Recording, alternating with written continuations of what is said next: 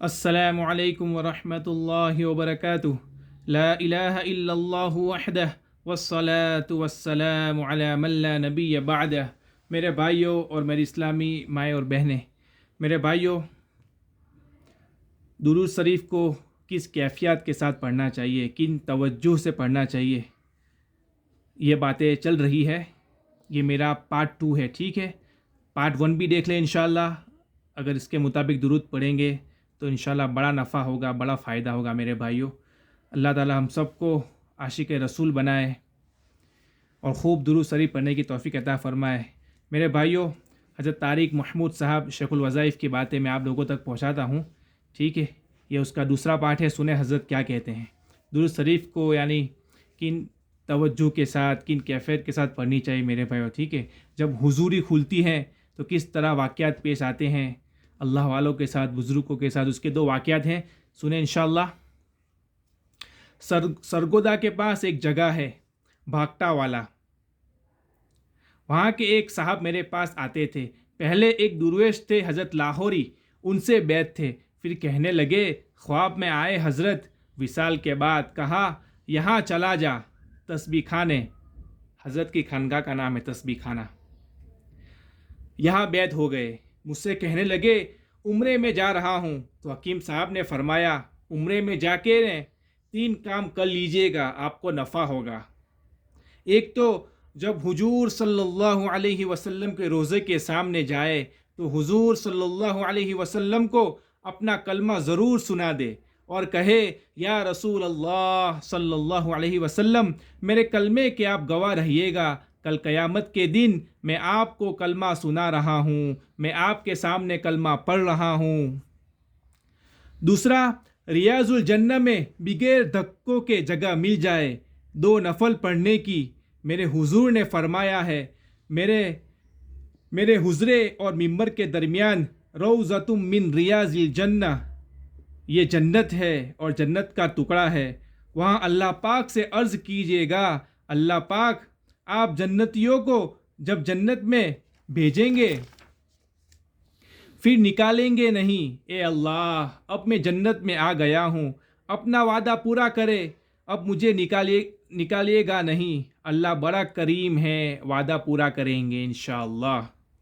اور تیسرا میں نے ان سے عرض کیا، حکیم صاحب فرماتے ہیں آپ یہ کرنا، جو دل میں چاہت ہو کسی چیز کی وہ حضور سے جا کے عرض کرنا، یا رسول اللہ صلی اللہ علیہ وسلم مجھے یہ کھلا دے۔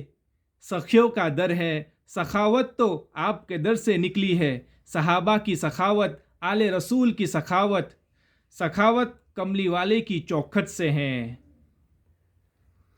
اگر دنیا میں کوئی سخی ہے تو در مصطفیٰ کا فیض ہے۔ وہ صاحب کہنے لگے 2 باتیں تو مجھے یاد رہی، تیسری بھول گئی تھی۔ حکیم صاحب فرماتے مجھے کہنے لگے، یعنی وہ صاحب حکیم صاحب کو کہنے لگے، مرشد وہ تعویذہ والی چائے پی پی کے تھک گیا۔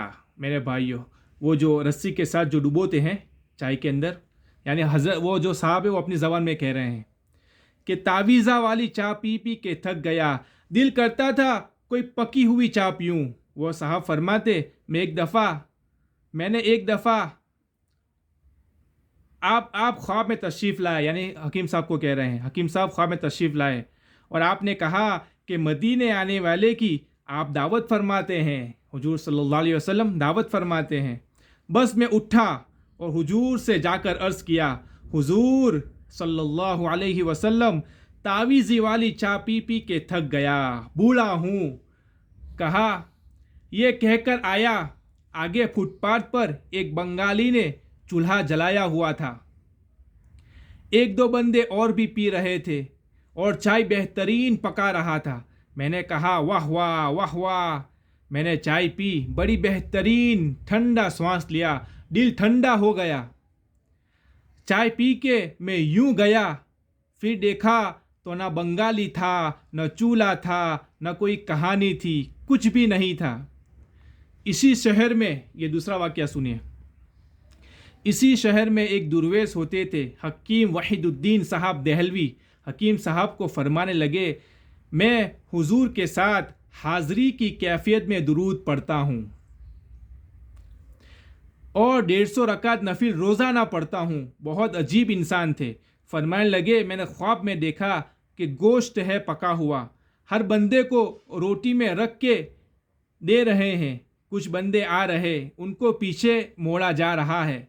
محسوس ہو رہا تھا کہ حضرت بلال رضی اللہ تعالی عنہ تھے، آپ کے دربان، آپ کے خادم، آپ کے غلام. جب میں آیا نا تو مجھے بھی واپس کر رہے. تو کہنے لگے نا نا نا، یہ وہ ہے جو درود پاک پڑھتا ہے، اس کو آنے دو. میں نے روٹی آگے کی، حضور نے مجھے روٹی کے اوپر بوٹی رکھ کے دی. ہائے ہائے ماشاء اللہ.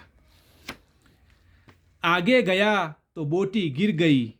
میں بڑا رویا. پھر گیا، حضور نے پھر بوٹی رکھ کے دی، اور میں نے بوٹی کھائی، روٹی کھائی.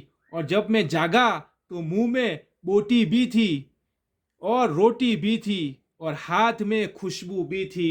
ہائے ماشاء اللہ، اللہ اکبر. میں سوچنے لگا بوٹی گری کیوں تھی. اب یہ نکتہ ہے، غور سے سمجھیے گا. سوچتے مجھے کچھ سمجھ نہ آیا. پھر مجھے سمجھ آیا بعض اوقات درود پاک جلدی پڑھتے ہوئے اس کے لفظوں کی 100% ادائیگی نہیں کر پاتا. کہا اس دن کے بعد میں نے درود پاک کے ایک ایک لفظ کو موتی بنا کر جڑا اور چن کے پڑھا. اس کے بعد پھر میرے آقا کا جلوہ دیکھا تو بڑے خوش تھے. ماشاء اللہ. میرے بھائیوں، اللہ تعالی ہم سب کو حاضری کے ساتھ حضوری کی کیفیت سے درود شریف پڑھنے کی توفیق عطا فرمائے. میرے بھائیوں، جتنا ہو سکے اتنا میرے بھائیوں درود پاک پڑھے. انشاءاللہ نفع سے خالی نہیں ہے. ٹھیک ہے؟ تو اللہ مجھے بھی، اللہ آپ کو بھی عمل کی توفیق عطا فرمائے. وما علینا الا البلاغ، وآخر دعوانا الحمد للہ رب العالمین.